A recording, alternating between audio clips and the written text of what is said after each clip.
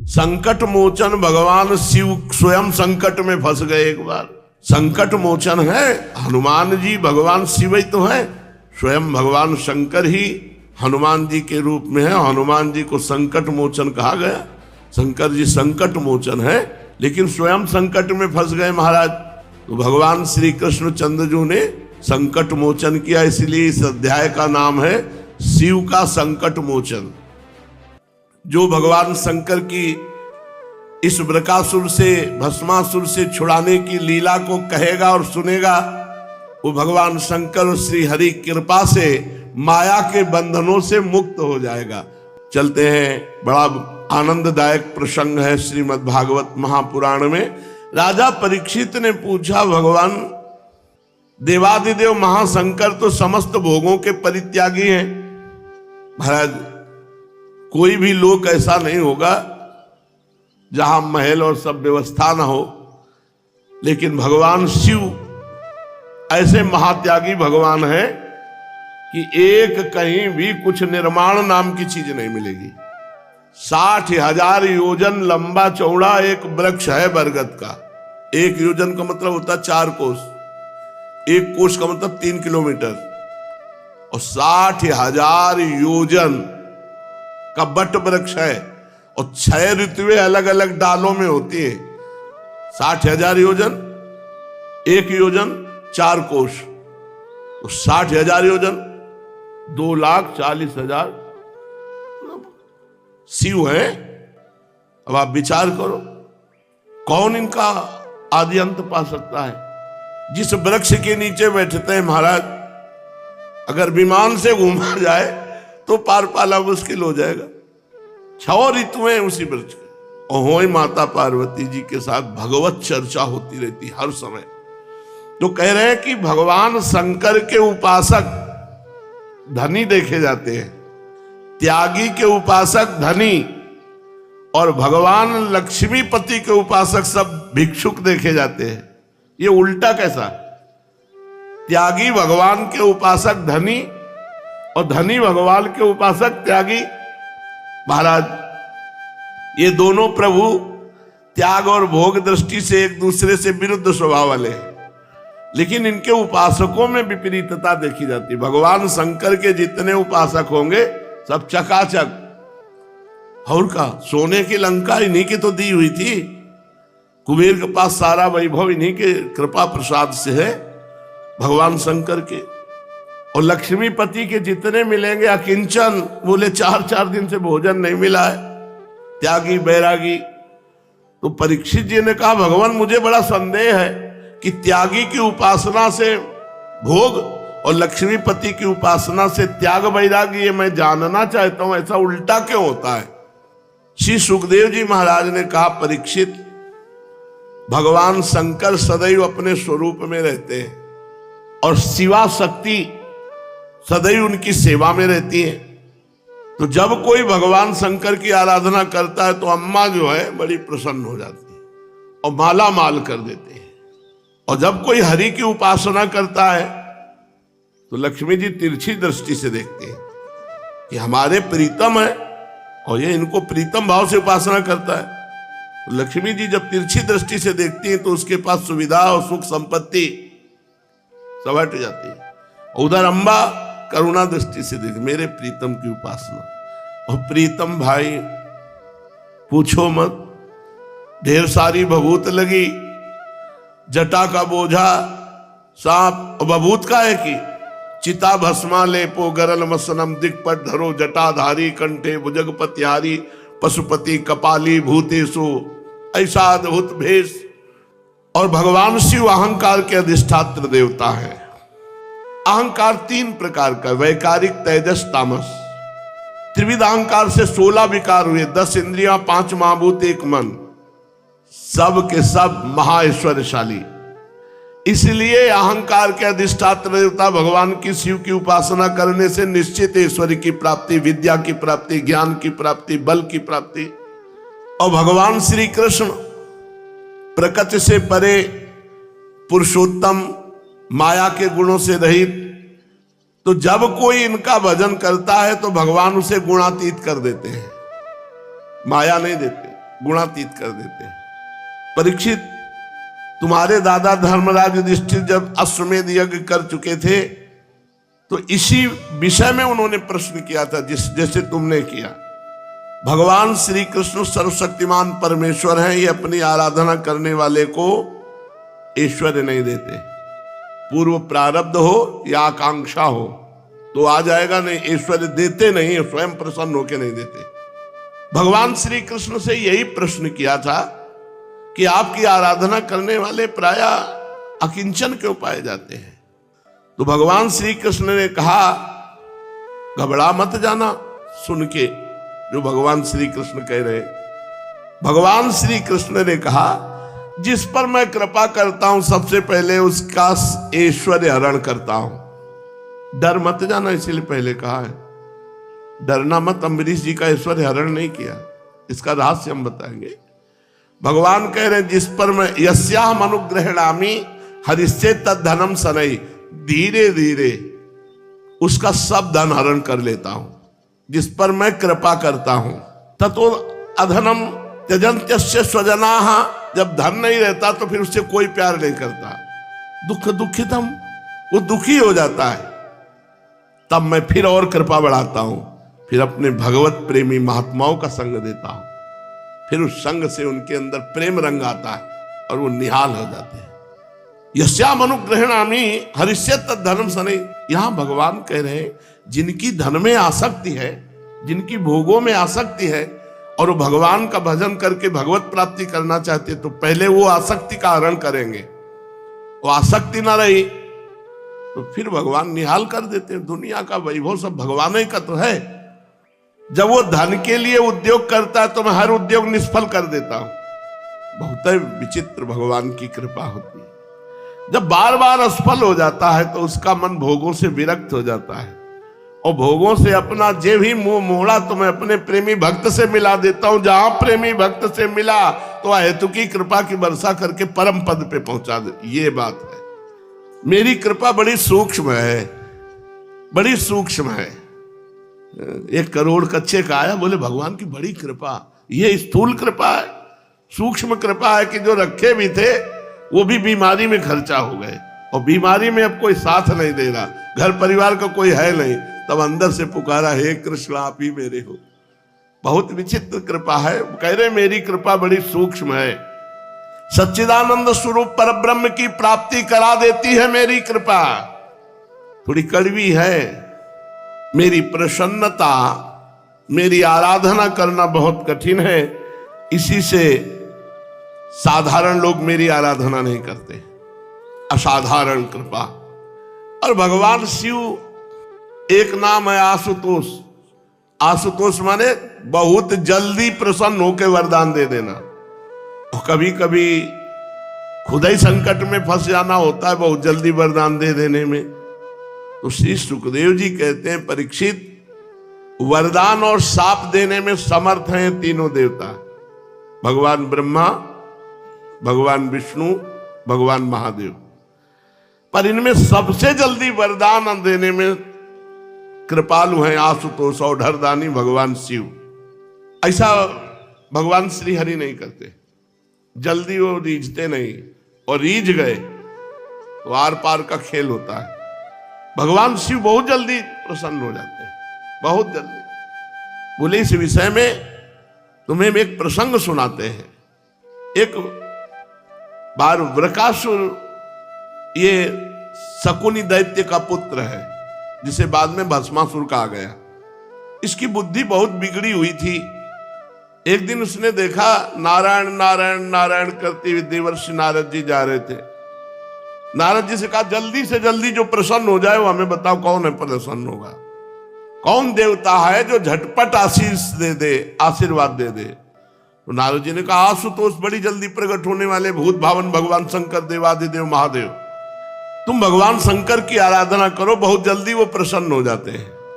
थोड़े सी साधना में बहुत जल्दी प्रसन्न होकर जो मांगे वो दे देते हैं, और थोड़े से अपराध में वो भस्म भी कर देते हैं।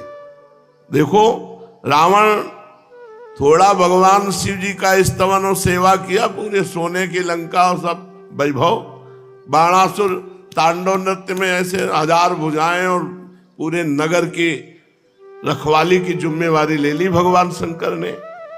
कैलाश उठा करके भुजाओं में भगवान का स्तवन किया।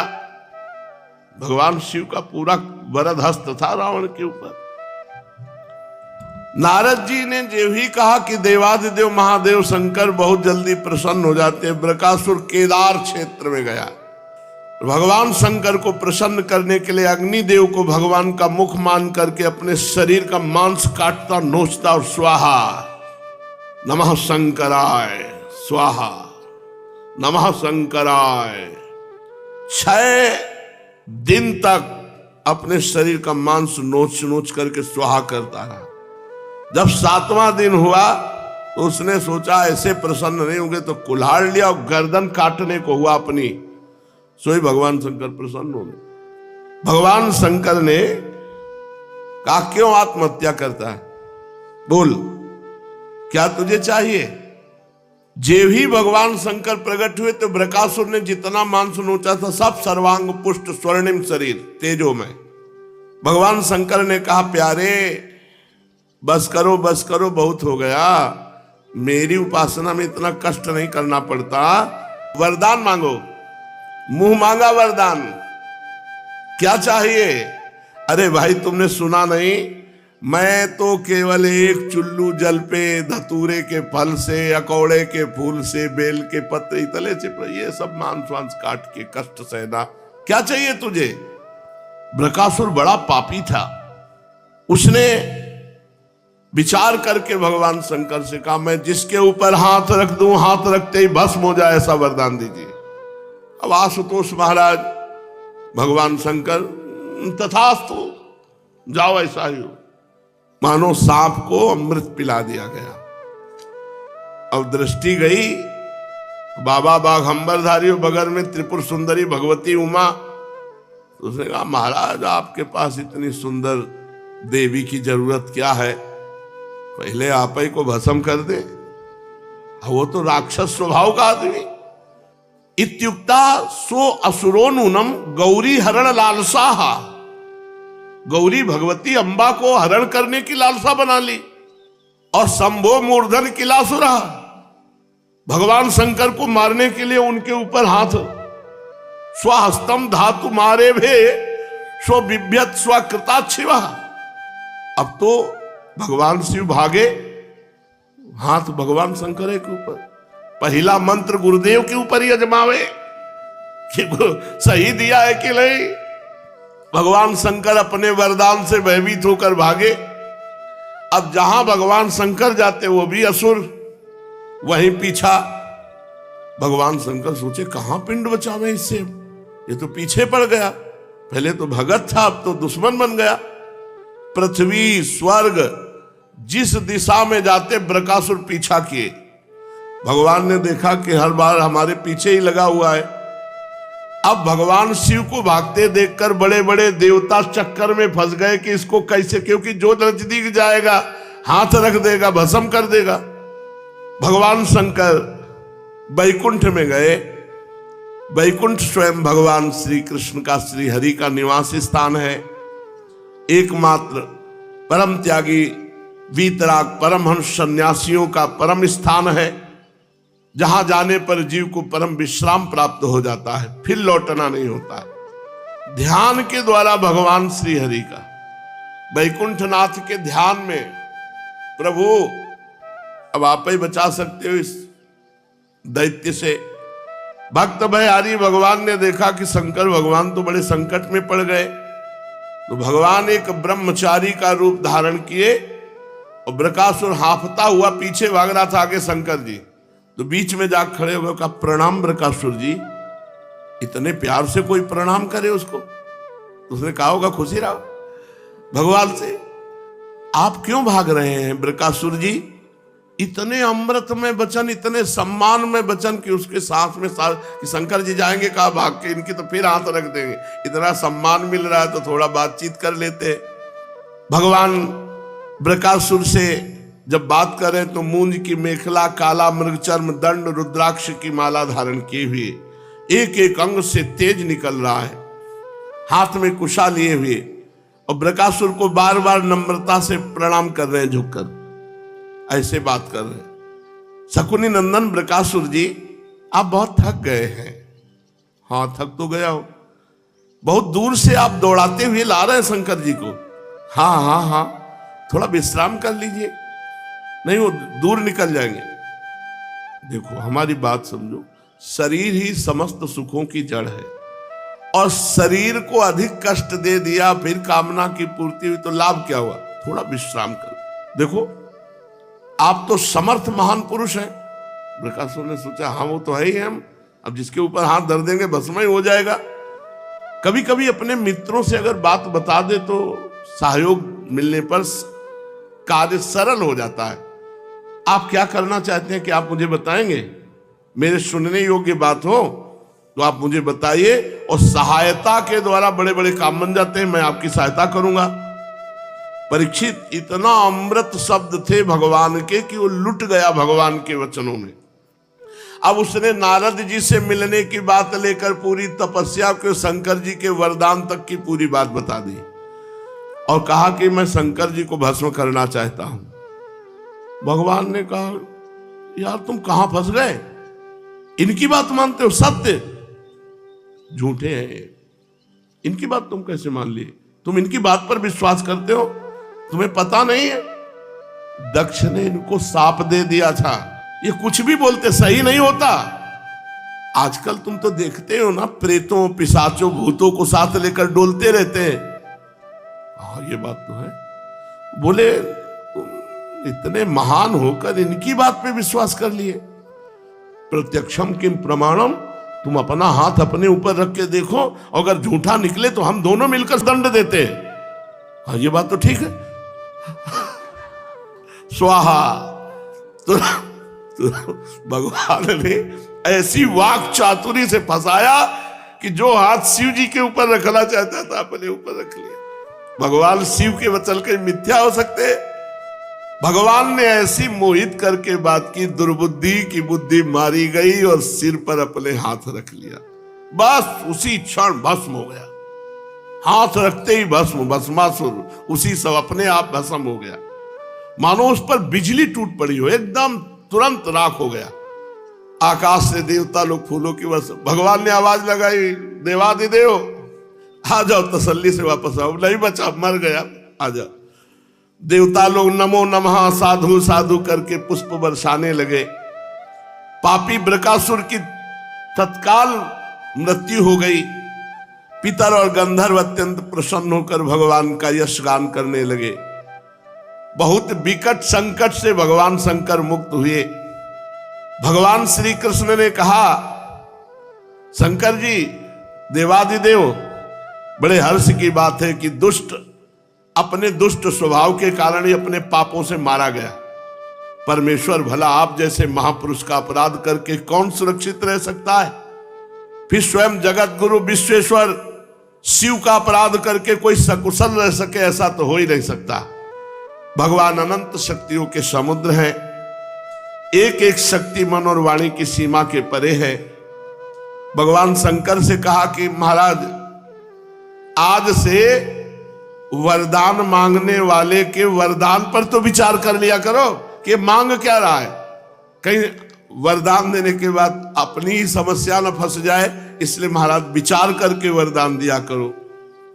जो भगवान शंकर की इस बृकासुर से भस्मासुर से छुड़ाने की लीला को कहेगा और सुनेगा, वो भगवान शंकर और श्री हरि कृपा से माया के बंधनों से मुक्त हो जाएगा, माया के संकटों से मुक्त हो जाएगा। श्री सुखदेव जी कहते, परीक्षित एक बार सरस्वती नदी के पावन तट पर बड़े बड़े ऋषि लोग यज्ञ प्रारंभ कर रहे थे। उन ऋषियों में एक बात चली कि इन तीन भगवान में कौन बड़ा है?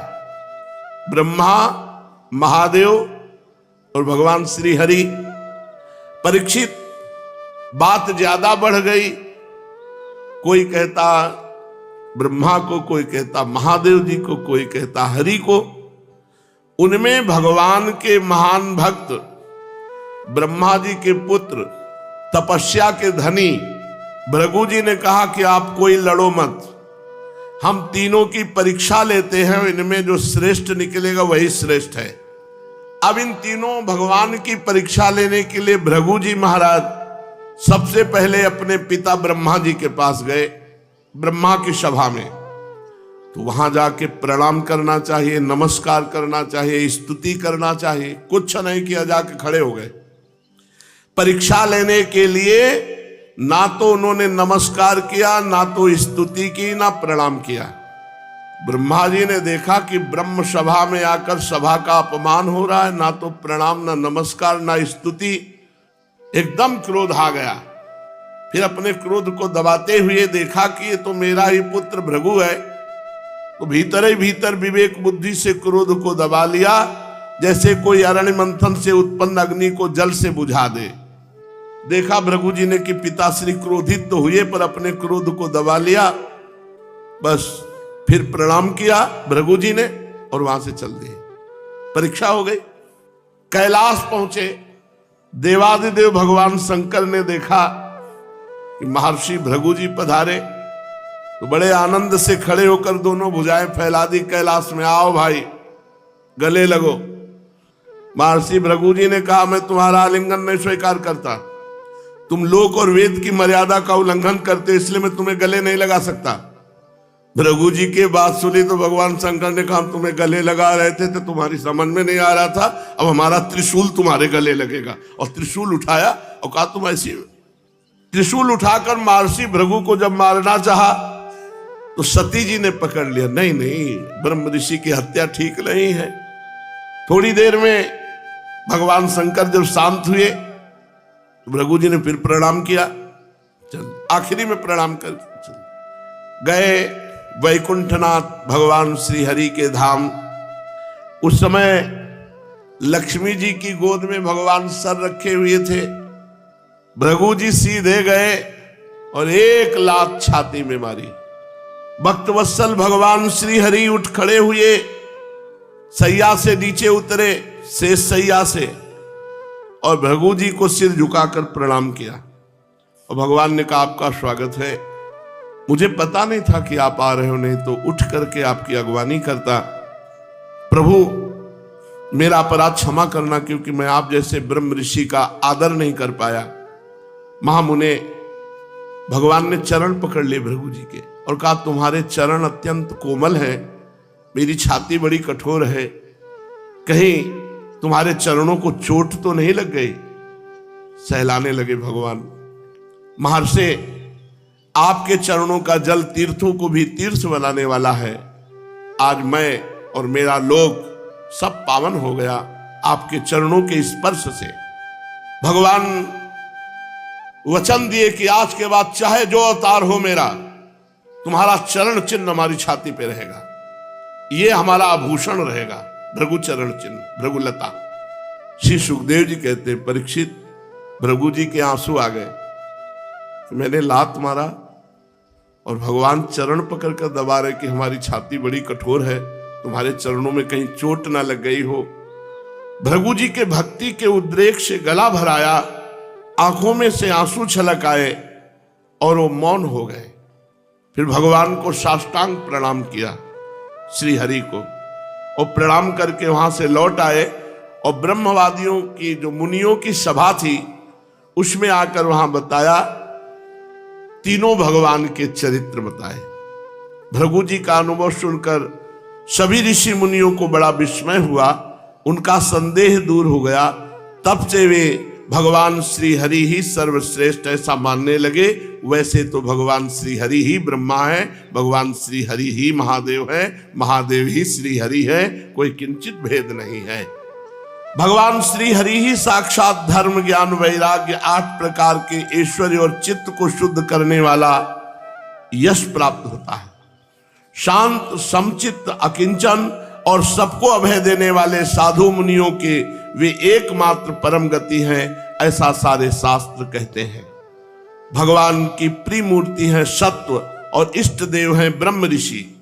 निष्काम शांत और विवेक संपन्न पुरुष श्री भगवान श्री हरि का भजन करते हैं। भगवान की गुणमयी माया ने राक्षस असुर देवता ये 3 मूर्तियां बनाई। इनमें सत्यमयी देव मूर्ति ही भगवान की प्राप्ति का साधन है। स्वयं भगवान समस्त पुरुषार्थ स्वरूप है। सुखदेव जी कहते, परीक्षित, सरस्वती तट के ऋषियों ने अपने लिए नहीं, मनुष्यों का संशय मिटाने के लिए ही ऐसी युक्ति रची थी। पुरुषोत्तम भगवान के चरण कमलों की सेवा करके उन्होंने भगवान का परम पद प्राप्त किया। सूत जी कहते, शौनकादि ऋषियों, भगवान पुरुषोत्तम की एक कमनीय कीर्ति कथा जन्म मृत्यु रूप संसार के भय को मिटाने वाली है। यह व्यासनंदन भगवान श्री सुखदेव जी के मुखारविंद से निकली हुई सुरभिमयी मधुमयी सुधाधारा है। इस संसार के लंबे पथ का जो बटोही अपने कानों के दोनों से इसका निरंतर पान करता रहता है, उसकी सारी थकावट जो जगत में इधर उधर भटकने से होती है, दूर हो जाती है। श्री सुखदेव जी कहते हैं, परीक्षित, एक दिन की बात है, भगवान श्री कृष्ण, बलराम, अर्जुन ये सब बैठे हुए थे। द्वारिकापुरी में किसी ब्राह्मणी के गर्भ से एक पुत्र पैदा हुआ, परंतु पैदा होते ही मर गया। वो ब्राह्मण उस मृत शरीर बालक को लेकर राजमहल के द्वार पर गया और वहां रख करके बहुत विलाप करने लगा। उसने कहा, इसमें संदेह नहीं कि ब्राह्मण द्रोही, धूर्त, कृपण और विषयी राजा के कर्म दोष से ही मुझ ब्राह्मण के बालक की मृत्यु हुई है। अगर राजा दोषी ना होता तो इस अवस्था में बालक की मृत्यु नहीं हो सकती। राजा हिंसा परायण, दुश्शील, अजितेंद्रिय होता है, तो उसे राजा मानकर जो सेवा करने वाली प्रजा होती है वो दरिद्री होती है, दुख पर दुख भोगती है और उसके सामने संकट पर संकट आते हैं। कोई कुछ नहीं बोला। दूसरा बालक हुआ, वो भी मर गया, वो भी दरवाजे पे लाके ऐसे ही ब्राह्मण बोला। फिर तीसरा वही बात फिर भी कही। इस तरह चौथा, पांचवा, छठवां, सातवां, आठवां, नवें बालक के मरने पर जब वहां आए तो गांडीव धनुषधारी अर्जुन जी भी बैठे थे। उन्होंने ब्राह्मण की बात सुनकर कहा, ब्राह्मण, आपके निवास स्थान द्वारिका में कोई धनुषधारी छत्री नहीं है क्या? मालूम होता है कि ये यदुवंशी ब्राह्मण है और प्रजा का पालन परित्याग करके किसी यज्ञ में बैठे हुए हैं। जिनके राज्य में धन, स्त्री अथवा पुत्रों से वियुक्त होकर ब्राह्मण दुखी होता, वो छत्री नहीं है। छत्री के वेश में पेट पालने वाले नट हैं, उनका जीवन व्यर्थ है। हे ब्राह्मण देवता, मैं समझता हूं कि आप स्त्री पुरुष अपने पुत्रों की मृत्यु से दीन हो रहे हैं। मैं आपको वचन देता हूं कि मैं आपके संतान की रक्षा करूंगा। यदि मैं आपके संतान की रक्षा न कर सका तो मैं प्रतिज्ञा करता हूं कि तुरंत आग लगाऊंगा, उसी आग में जलकर मर जाऊंगा। ब्राह्मण ने कहा, होश में आप बलराम जी बैठे हैं, भगवान श्री कृष्ण बैठे हैं, धनुर्धारी प्रद्युम्न बैठे हैं, अद्वितीय योद्धा अनिरुद्ध भी हैं। जब ये मेरे बालकों की रक्षा नहीं कर सके, इन जगदीश्वरों के लिए भी काम करना कठिन हो रहा है, तो तुम इसे कैसे करना चाहते हो? सचमुच ये तुम्हारी मूर्खता है। हम तुम्हारी इस बात पर बिल्कुल विश्वास नहीं करते। अर्जुन ने कहा, ब्राह्मण, मैं बलराम नहीं हूं, मैं श्री कृष्ण नहीं हूं, मैं प्रद्युम्न नहीं हूं, मैं अर्जुन हूं।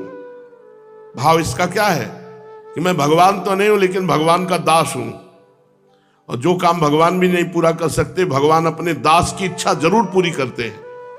आंतरिक भाव ये, मैं गांडीव धनुषधारी अर्जुन हूं, जिनका गांडीव नामक धनुष विश्व विख्यात है। जाओ ब्राह्मण देवता, विश्वास करो मेरी बात पर, मेरे बल पर उसका तिरस्कार मत करो। आप जानते नहीं हैं, यदि मैं अपने पे आ जाऊं तो भगवान शंकर को भी युद्ध में तृप्त कर सकता हूं।